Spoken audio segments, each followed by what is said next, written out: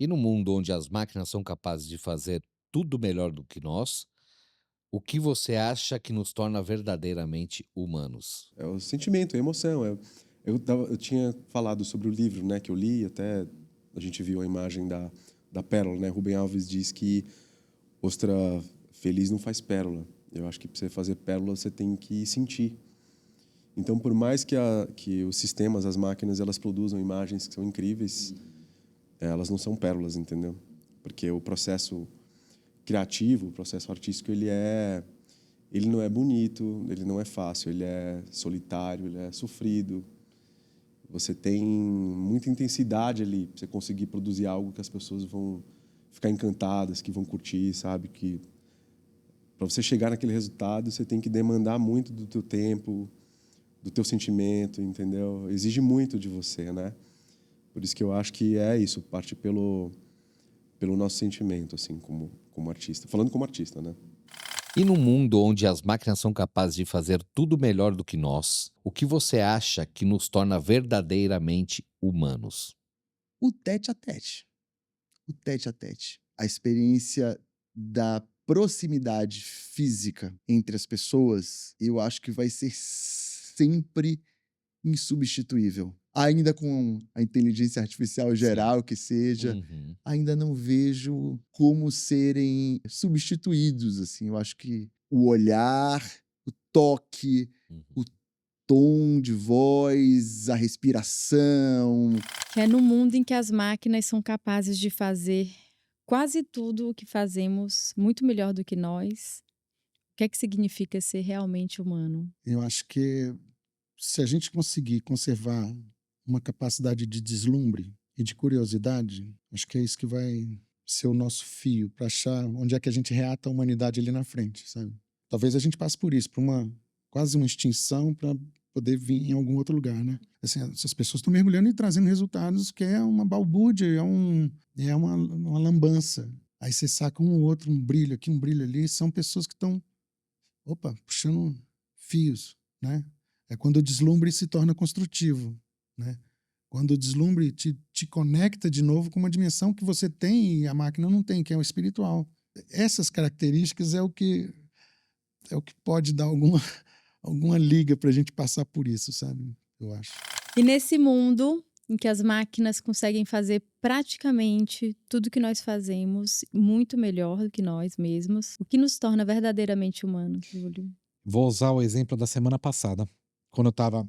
O americano, ele tem uma série de pré-conceitos. Então, para vir para o Brasil, o cara vem com preocupações. Sempre, 100% dos que eu conheço chegam aqui preocupados, principalmente com o quesito segurança. E na semana retrasada a gente teve o jogo da NFL. Muitas das pessoas que viriam para ver um jogo, porque são fãs radicais do time, por exemplo, do Philadelphia Eagles, que é o time que eu torço, não vieram. Porque eles falaram, porque a mídia americana começou a comunicar: o Brasil é um país perigoso, tem muitas gangues. E era 7 de setembro, gente. O Uhum. presidente tá pegando o voo para aqui, mandou um link do Twitter, já não tinha acesso ao Twitter, porque Sim.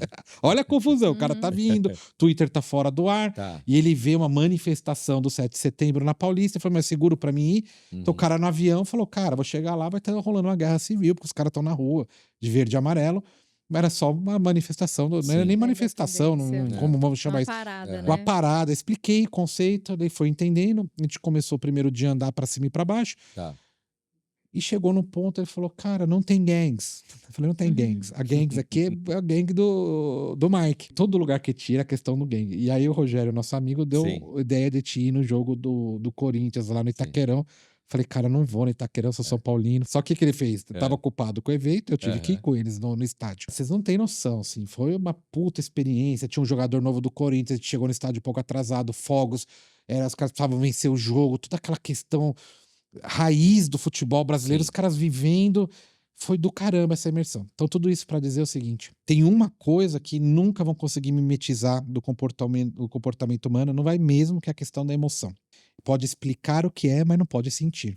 E num mundo onde as máquinas conseguem fazer quase tudo que nós fazemos melhor do que nós, o que significa ser realmente humano?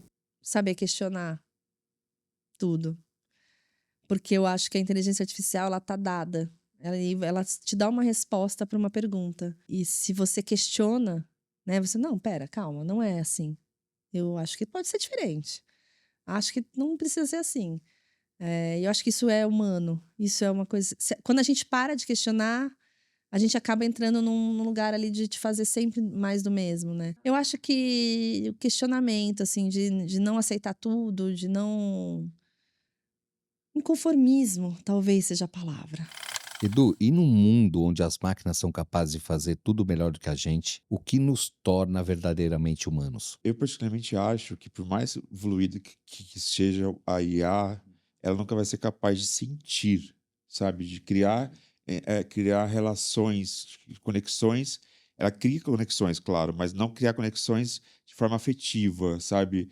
Porque talvez ela pode criar de uma forma enviesada, que ela foi treinada, ou que ela de alguma forma vai para aquilo, mas aquilo de você ter essa questão de você sentir e criar conexões com outras pessoas e criar conexões afetivas mesmo. Bom, e no mundo, né, vamos falar assim, no mundo onde as máquinas são capazes de fazer tudo melhor do que nós, o que você acha que nos torna verdadeiramente humanos? Amor. Amor, né? Não tem por onde. O amor é algo que, até onde eu sei, a máquina não vai fazer tudo melhor que nós, né? É esse lado humano. Tenho um pouco de medo desse futuro, né? Mas estou ansiosa. E no mundo onde as máquinas, elas são capazes de fazer tudo melhor do que nós, o que você acha que nos torna verdadeiramente humano? Eu ainda vou bater na tecla de que é a arte. Eu acho que a arte ainda nos torna humanos. Se a gente for fazer né, pegar uma referência assim, né, a gente pega o livro O Eu, Robô, a gente vê que tem um diálogo que ele pergunta, que ele tem com o Android, que ele fala, é, o ser humano ele consegue fazer sinfonia, não sei o que, e daí o robô pergunta para ele, né, você consegue, né, fazer Uhum. sinfonia? Porque ele, né, provavelmente não é músico, enfim. Se a gente for ver, né, a programação, tipo, tudo é matemática, né? Então, assim, a gente vê que hoje em dia um robô ele consegue fazer uma sinfonia. Uhum, Talvez ainda falte a faísca da genialidade nisso, sabe? Talvez o robô ainda não consiga emocionar a gente, uhum, mas que ele já consegue fazer coisas que você vira e fala, uau, entendeu? Ele já consegue. sim. Assim, eu ainda acredito muito à humanidade, esse fator de emocionar a gente, Uhum, sabe? De muitas vezes de uma música ou de uma peça ou mesmo de uma fotografia, uhum, sabe? Uma fotografia de rua. Todas as vezes que eu tenho alguma fotografia minha para o Midjourney descrever e criar na sequência, eu sempre achei a fotografia original muito superior, uhum. entendeu? Eu sempre achei que o Midjourney ele pega aquilo e ele te dá uma versão completamente pasteurizada Tá. de todas as obras que você entrega para ele, assim. Uhum. Isso é uma coisa. Então, eu ainda acredito que, do ponto de vista artístico, eu ainda acho que a humanidade ela não vai ser substituída tão cedo. Martine, num mundo em que as máquinas são capazes de fazer praticamente tudo que a gente faz e muito melhor do que a gente, o que que significa ser verdadeiramente humano para você? Senso crítico. Ser humano é pensar, olhar eu acho que isso só a gente tem, né? Então, o senso crítico mesmo de isso não tá bom, isso não é certo.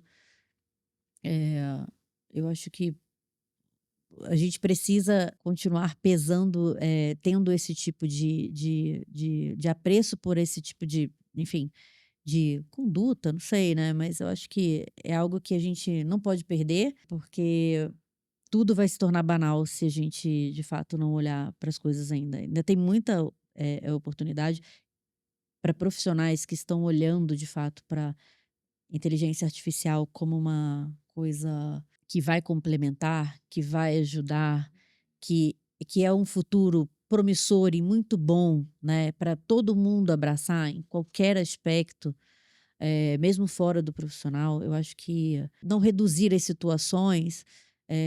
A gente é o único ser capaz de trazer, acho que, olhares profundos e de entendimento do uso correto das coisas, da interpretação correta das coisas, do sentido das coisas. Então, acho que a gente ser humano, e é por isso que não pode perder, e por isso que se conecta, porque eu acho que isso não vai acontecer. O julgamento da máquina, ainda que ela exista, vai ser algo que não está conectado com essência, anos de experiência, anos de vivência, o que a gente vive, né? O que é vida, né? Efetivamente vida, né? E é num mundo futuro onde as máquinas são capazes de fazer tudo muito melhor do que nós fazemos. O que você acha que nos torna verdadeiramente humanos? Isso é uma questão difícil. Talvez a capacidade de errar, porque a máquina vai se tornar tão perfeita que dificilmente ela vai cometer os erros que nós cometeríamos. Uma das qualidades, eu não sei se exatamente qualidades, mas características do ser humano é errar.